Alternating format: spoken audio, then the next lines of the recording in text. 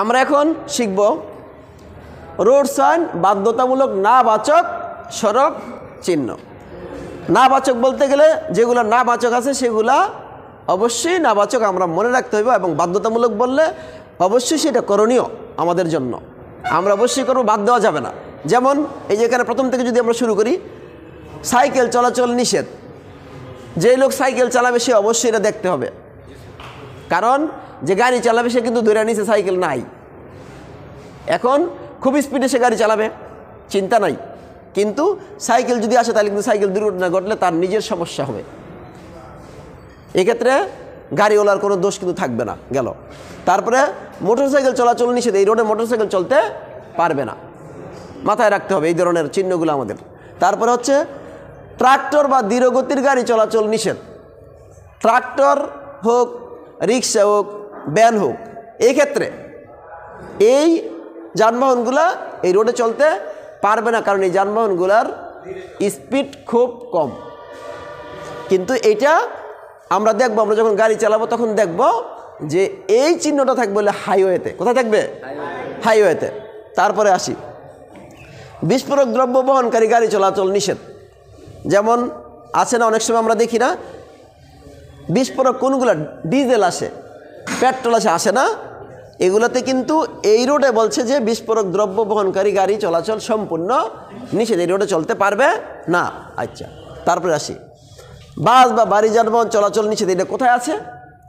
বাড়ি যানবাহন চলাচল নিষেধ, মনে করি একটা ব্রিজ আছে, ওই ব্রিজ দিয়ে শুধু মানুষ আসা যাওয়া করে আর রিক্সা চলে, মফস্বলে, জি, সে সমস্ত রোডে এই ধরনের বাস চলতে পারবে না এবং বাড়ি যানবাহন চলতে পারবে না, তাহলে পরে রোডের ক্ষতি হতে পারে, ব্রিজ ভেঙে যেতে পারে। আচ্ছা, হর্ন বাজানো নিষেধ। হাসপাতাল, স্কুল, মনে করো স্কুল, মসজিদের নামাজের সময় এই যে ব্যাপারটা, কিন্তু মসজিদে হয়তো নাও থাকতে পারে, সেটা মনে রাখতে হবে আমাদের কোনটা, যে হাসপাতাল, স্কুল, এইটার সামনে এই ধরনের চিহ্ন থাকবে, আমরা সেটা মনে রাখতে হবে। তারপরে আসি, নির্দিষ্ট গতিসীমার ঊর্ধ্বে গাড়ি চলাচল নিষেধ। নির্দিষ্ট গতিসীমার ঊর্ধ্বে গাড়ি চলাচল নিষেধ, এখানে যা বলছে তা, এর বাইরে গাড়ি চলাচল করা যাবে না, এখানে আমরা উঠব না। কথা কি বুঝতে পারছি? কত দেওয়া আছে? 40 কিলোমিটার দেওয়া আছে, 40 কিলোমিটার দেওয়া আছে, এরই আমরা যাবো, এই জন্য বলছে নির্দিষ্ট গতিসীমার ঊর্ধ্বে গাড়ি চলাচল নিষেধ। এখন কথা আছে কি 40 এখানে না দেওয়া আছে, 60 থাকতে পারে, তবে এই চিহ্নটা মনে রাখতে হবে যে এই ধরনের চিহ্ন যদি লাল বৃত্ত এরকম থাকে, এরকম টান দেওয়া থাকলে পরে অবশ্যই বুঝতে হবে যে আর বেশি গতিসীমার ঊর্ধ্বে গাড়ি চলাচল করা যাবে না।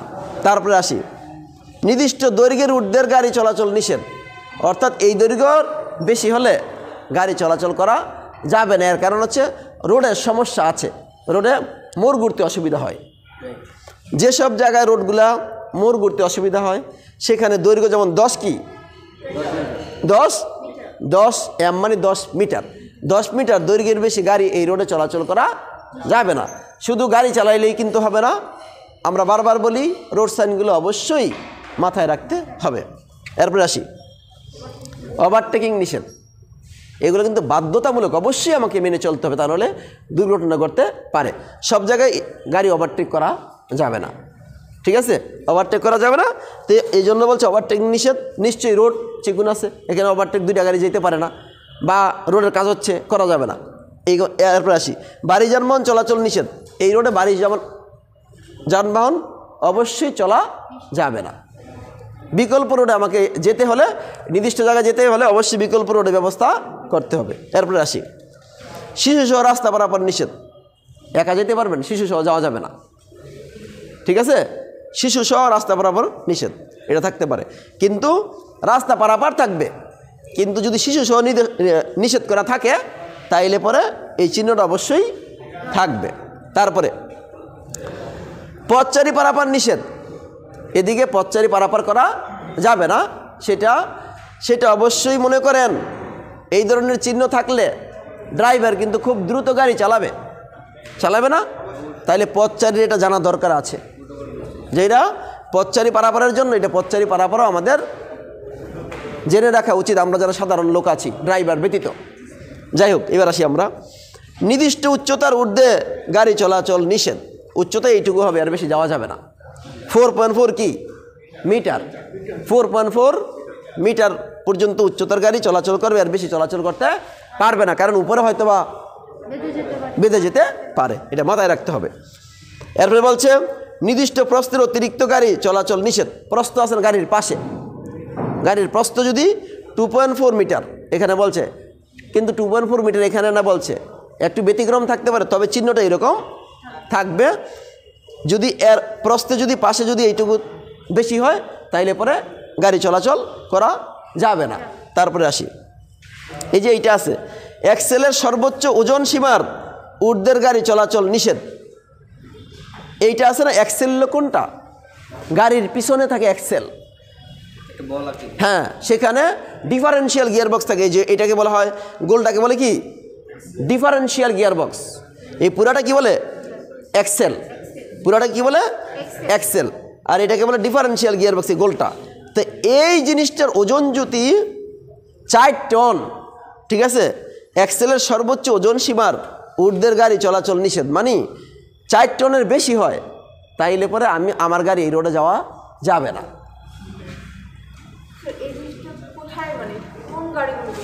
ট্রাকে থাকে বেশি, বড় গাড়িতে থাকে বেশি, ঠিক আছে। আমাদের গাড়ি একটা আছে, এখানে আছে, এবার আমরা খেয়াল করি। তারপরে এইটা হলো কি এক্সেল, এই পুরা এক্সেলের মাঝখানে আছে ডিফারেন্সিয়াল গিয়ারবক্স, সব মিলাইয়া তার ওজন হইতে হবে 4 টনের বেশি নয়। কিন্তু মাথায় রাখতে হবে সেটা হলো যে এখন আমরা 4 টন বলছে, 3 টন হতে পারে, 2 টনও হতে পারে, কিন্তু মার্কটা হলো এটা।